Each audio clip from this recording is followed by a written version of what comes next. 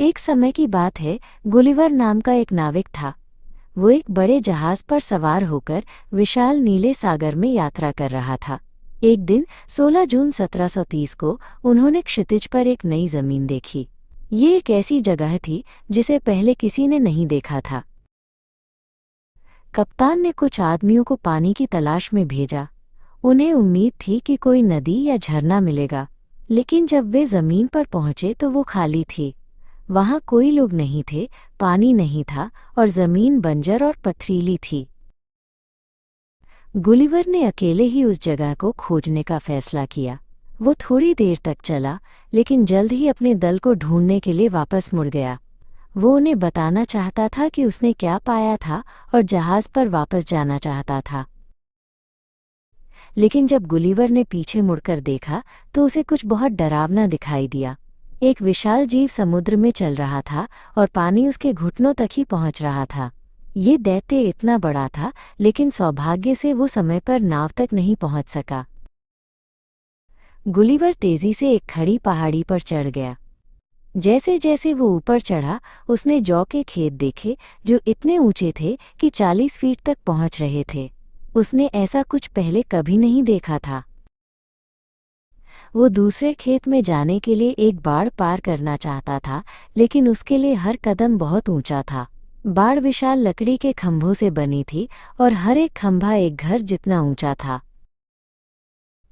बाड़ से निकलने का रास्ता ढूंढते हुए गुलिवर ने एक दैत्य को अपनी ओर आते देखा।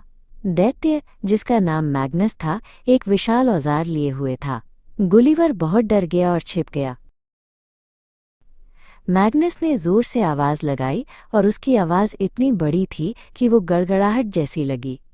जल्द ही और भी दैत्य खेत में आ गए और वे सभी अनाज काटने के लिए विशाल औजार लिए हुए थे।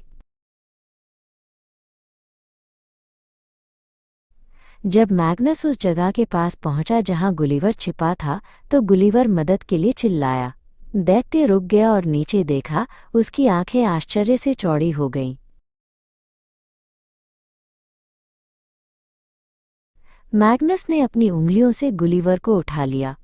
वो उसके मुकाबले इतना छोटा था कि वो जमीन से बहुत ऊपर एक छोटा सा पुतला लग रहा था। उसे चक्कर आ रहा था और वो कसकर पकड़ लिया। मैग्नस ने उसे उत्सुकता से देखा और फिर उसे अपने दोस्तों को दिखाया। वे चकित थे और गुलिवर को देखने के लिए बैठ गए, आपस में फुसफुसा रहे थे। फिर मैग्नस गुलिवर को अपने घर ले गया। उसने गुलिवर को एक बहुत ऊंची खाने की मेज पर रखा जो फर्श से 30 फीट ऊपर थी। गुलिवर को ऐसा लगा जैसे वो किसी पहाड़ की चोटी पर हो। दैत्य की पत्नी हिल्डा कमरे में आई।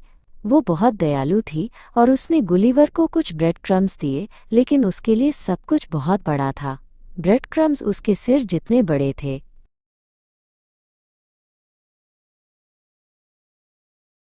अचानक एक विशाल बिल्ली कमरे में आई और वो एक बैल से भी बहुत बड़ी थी।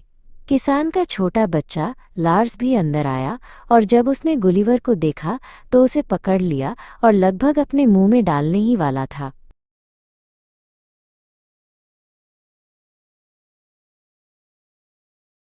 गुलिवर चिल्लाया और बच्चे ने उसे गिरा दिया, लेकिन सौभाग्य से हिल्डा ने उसे जोर से गिरने से पहले पकड़ लिया।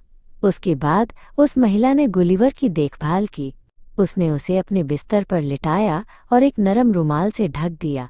उस रात गुलिवर अपने घर, अपनी पत्नी और अपने बच्चों के सपने देखते हुए सो गया।